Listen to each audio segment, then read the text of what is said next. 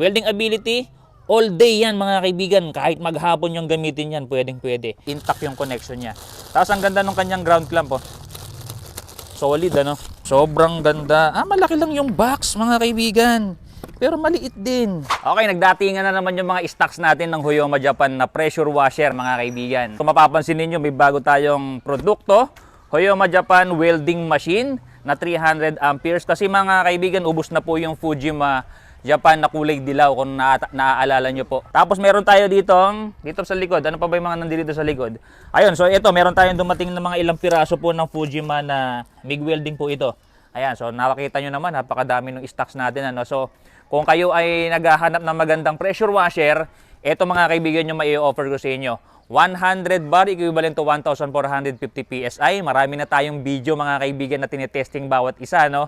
So nakita nyo naman kung gaano kaganda yung performance niyan. 3,900 lang, free shipping na, cash on delivery kahit sa ang dako ng Pilipinas. Pero ngayon, pakikita ko sa inyo itong welding machine na to. Ang presyo po nito ay 6,000 pesos mga kaibigan. Mas mahal po ng konti doon po sa ating Fujima Japan na Relon inverter welding machine. Sobrang liit po nun pero napakalakas nun. Pag meron ng available, i-inform ko kayo, lalo na yung mga naghihintay po. Maraming pong naubusan mga kaibigan, pero ito yung baka magustuhan nyo po ito. So kung mas mahal, syempre mas maganda, di ba? Ganun ang ano doon, ganun ang logic nun. Ito sa box muna, tingnan natin. HTN MSD MMA 300 amperes. Mayroon siyang intelligent adjustment, mayroon siyang anti-stick welding rod, increased capacitance, instantaneous arching, intelligent large screen, efficient heat dissipation. So ibig sabihin hindi siya masyadong umiinit, ano? Welding ability, all day yan mga kaibigan. Kahit maghapon yung gamitin yan, pwedeng-pwede. Type of electrode, carbon steel electrode, pang stainless steel electrode, steel electrode welding material, stainless steel, alloy steel, carbon, saka steel cast iron. Ayan, no? Ito yung itsura niya mga kaibigan. No? So ang sabi rito, 2 years guarantee. So pag sinabing 2 years guarantee, guaranteed na yan, magagamit nyo po within 2 years. Ito yung mga ibang specifications, 220 volts, rated frequency niya is 50 to 60 Hz. Yung output current niya is 20 to 300 amperes, yung voltage niya is 20.8 up to 32 volts. So yan, basahin nyo na lang, screenshot nyo kung mababasa nyo. Automatic ignition matching current. Wow, ang ganda nyo na. So buksan na natin to. Meron na po tayong welding ground na meron na pong cable. Ang kagandahan nito, diroscast po siya. So ganun pa rin katulad ng Fujima natin, ano siya, intact yung connection niya. Tapos ang ganda ng kanyang ground clamp, oh. Solid, ano. Tapos meron siyang welding rod holder. Ayan. Tapos yung size ng wire niya, pakita ko na rin sa inyo. Ayan, 16 mm 2. Ayan, mga kaibigan. Okay. Ito naman yung mga iba pang kasama. Meron siyang steel brush na may pang chipping dito. Tanggalin natin para makita nyo ng mabuti. Ayan. So, solid mga kaibigan. Tigas. Meron din siya rito syempre dark glass para pwede nyong ikabit sa inyong face shield. Ayan, face shield. So, assemble nyo lang yan. Madali lang po yan mga kaibigan. At ito naman yung ating welding machine na.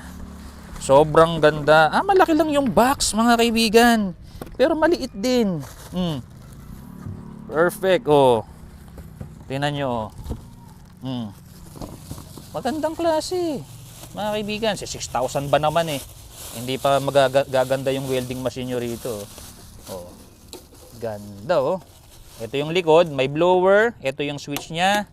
Tapos meron na siyang kasamang ano to, strap. Tapos ito na yung harapan. Ito yung kanyang display. Wah, okay ano. Tapos yung kanyang pilian ng amperahe. Tapos ito naman yung kanyang connector ng mga wires. Diroscast siya mga kaibigan, maganda yan para intact po yung connection, hindi po kakawala habang ginagamit ninyo. Ganda ng design, no? Ito naman yung gilid, metal. Meron po siyang exhaust dito. Yung ilalim niya, ito. So yan, nakalagay yung Mosdar. Huyoma Japan and Mosdar. So parang yung Fujima Japan natin at saka Relon mga kaibigan, nagsama po yun. So ito naman, Huyoma Japan and Mosdar. So kung alam niyo yung brand na Mosdar, ano rin yan, producer din yan ng electronics na ganito. Okay, so Kung gusto nyo makita yung performance nito mga kaibigan, abangan ninyo sa susunod nating video. Susubukan natin yung performance nito, sabi all day daw, di ba? At saka ipapakita ko rin sa inyo yung, kung ano yung makikita nyo dito sa loob. Okay? Since ito ay IGBT, syempre, ayan, pakita natin kung ano yung laman dito sa loob. Ayan, oh, silipin mo. Kikita ba?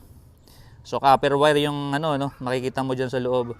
Mabigat din siya mga kaibigan, so parang maraming laman siya. Kung tatanungin nyo kung saan to made, Taiwan po ito mga kaibigan. Tapos ito nga pala yung kanyang cord. So kailangan nyo pa pong bumili ng parang adapter para magamit nyo po ito sa pagwe-welding. So ito, ganito lang po siya kalaki. Sabit natin sa katawan natin. Pwede na rin Yung size niya, 1, 1.5 dangkal. Yung taas naman niya, 1 dangkal. Ayan, so kung interested kayo, 6,000 pesos lang. Kasama na po lahat itong nakita nyo na to.